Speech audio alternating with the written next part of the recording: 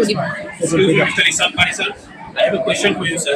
As you are 12 years old, and in this age, you have visited so many countries and so many universities like Mumbai University, Pune University, Harvard, and Oxford. And That in India, lots of people don't memorize. So in the U.S., most people, if they are actually interested in math and science, they are able to understand it in their own way. They're able to find so many resources about it. But in India, lots of people are forced into the math and science pipeline, even though they don't want to. So that means that most of them only have room and only have time for just memorizing the definition from the book. But one positive thing I would say India has, that in the U.S., the education system is much less rigorous, and teachers are often much less inspired and have much less qualifications than in India, where often teachers have PhDs and have worked in the field for a very long time. So both education systems have their very big pros and cons. I also want to add one more thing. American as a teacher, I have been teaching in America for a long time. American student has growth mindset, and Indian student has fixed mindset in general. I think that there's no one formula. It obviously depends on what your situation is and what your circumstances are and what you and your family have the money to buy. I myself have been very lucky to be in the circumstances that I am, because even though you're worse off than a lot of people, you're better off than most people. So I'm so grateful for what I currently have on myself, because most people don't even have the money to afford a tuition or afford a good education or even afford tutoring. So I think that the recipe to success is different for every person. But if you have the same amount of resources as I've had, then I think that the most consistent strategy is just to always seek help at every step of the way. Because you can never do anything big all by yourself, no matter how big or how strong you are. It always takes the contribution of someone else in part to succeed. So that's why I think it takes lots of help and lots of teaching in order to get where I am today. do you think new Indian education policy is there? Is it connected to world education policy?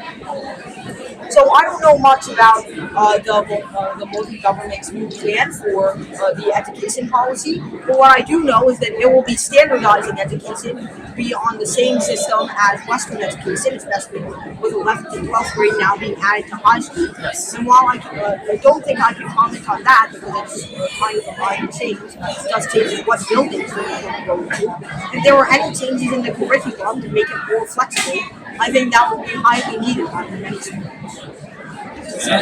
So first off, I don't think it was a PhD. It was simply about the periodic. And second of all, it was when I was 2 years old, which was more than a decade ago. So I cannot remember the question, of course, and the record of it I can't find on the Voice of America TV where it was recorded.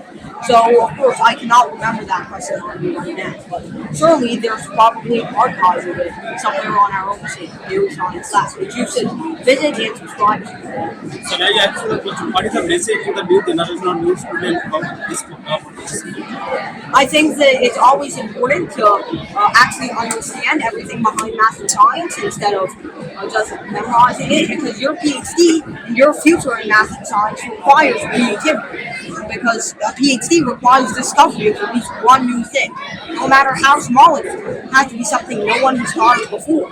So any robotic format is not going to work. You have to actually understand what you're working with and be creative enough, have the creative thinking to utilize and apply those things in order to actually make a new discovery. That's what I think our new generation needs.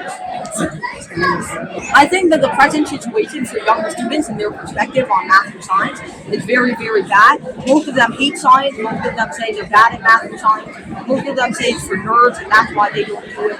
They just feel like in some way math and science education do not help anyone. And that's why I think we need to not only reform our education, but for the time being a practical solution, to seek help from other sources, not just textbooks, but simulations, your own family, your friends, professors, a nearby college, a community college, or something. You have to seek more than just your teacher and your textbook. So I think that that's going to be what helps the new generation in their perspective on science. yes, I enjoy badminton, hiking, and there were so many other hobbies of mine that I enjoy. Sometimes I play piano, and sometimes I write play stories, but obviously I'm not that good at those. And of course, I enjoy a video game as any other kid does. And for the most part, at home, my life is almost like kids. At the end of the day, I have videos and things for college. But apart from that, I feel that I'm not missing out on anything.